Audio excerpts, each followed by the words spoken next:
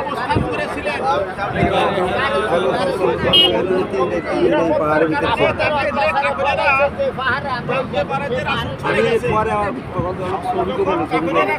বন্ধ করে তারা নীরবে ঘরে ফিরে গেছেন। তখন রাসূল কারীম সাল্লাল্লাহু আলাইহি সাল্লাম রাত্রিবেলা এখান থেকে নেমে মদিনার দিকে রওনা করেছেন। এই পাহাড়ে ওঠা অতি সহজ বিষয় না। আমি গত এক সফরে উঠেছিলাম, 2 ঘন্টা সময় লাগছিল উঠতে। এটা আস্তে আস্তে উঠতে হয়। ওই পাহাড়ের মাথা পর্যন্ত গেলে মানুষকে ইঁদুরের মতন ছোট্ট দেখা যায়। এই যে দেখা যাচ্ছে মানুষ, এগুলো অর্ধেক রাস্তা উঠে নাই, রাস্তার 3 ভাগের 1 ভাগ উঠছে। এই জন্য আরো যদি ইচ্ছা থাকে এই পাহাড়ে উঠা, পাহাড়ের গর্ত পর্যন্ত ইচ্ছা থাকে, তাহলে পার্সোনালভাবে আসতে হবে। আল্লাহ তাআলা আমাদের সকলকে তৌফিক দান করুন।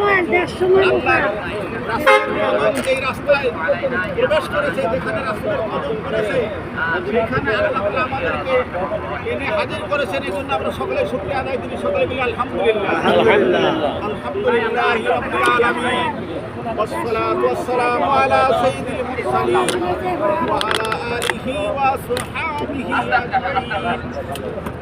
اللهم آمين. ظلمنا أنفسنا وإن لم تغفر لنا وترحمنا لنكونن من الخاسرين. رب ارحمهما كما ربياني صغيرا. اللهم احفظنا من كل بلاء الدنيا والآخرة. توفنا مسلما والحقنا بالصالحين. يا رب العالمين. পরওয়ারদিগার আলম, আমাদেরকে মহব্বত করে ভালোবেসে আদর করে তোমার বাইতুল্লাহর মেহমান হিসেবে কবুল করে নিয়েছো। ইয়া আল্লাহ, ইয়া আল্লাহ, এই রাস্তায় তোমার প্রিয় হাবিব মুহাম্মদুর রাসূলুল্লাহ সাল্লাল্লাহু আলাইহি ওয়াসাল্লাম হিজরতের সফরের শুরুতে যেই পাহাড়ে অবস্থান করেছিল 3 দিন 3 রাত্রি, সেই ঐতিহাসিক পাহাড়ের সাক্ষাৎ হয়ে সেই ঐতিহাসিক পাহাড়ের পাদদেশে আমরা দাঁড়িয়ে আছি।